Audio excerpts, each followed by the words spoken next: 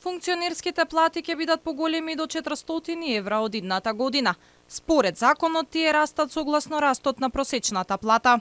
Ова значи дека околу 2000 функционери ќе добиваат уште повисока плата по на 78% покачување, кое го крена револтот на максимум кај граѓаните.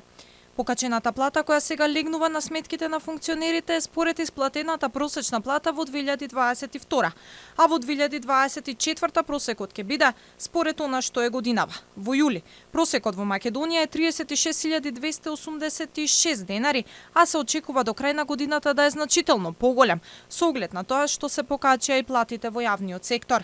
Законот вели дека платата се утврдува според основицата која е просечната плата на што се додава искуството.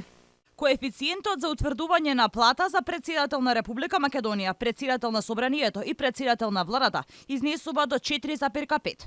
Според ова, ако се земе просечната плата исплатена во јули годинава и додаденото искуство, би излегло дека првиот човек на државата со 33 години работно искуство би земал околу 190.000 денари, што е повисоко за околу 30.000 денари колку што доби со минатото покачување. По ново 165.000, по старо 93.000. Тоа го објавија сите медиуми. Премиерот Ковачевски пак со 26 години стаж во 2023 според истата пресметка би земал 184.514 денари. Не знаеме ова за колку би било повисоко, оти Ковачевски не ја откри сумата на новата плата, а на сајтот од влада се уште примањата на премиерот и на министрите стојат од претенорното покачување.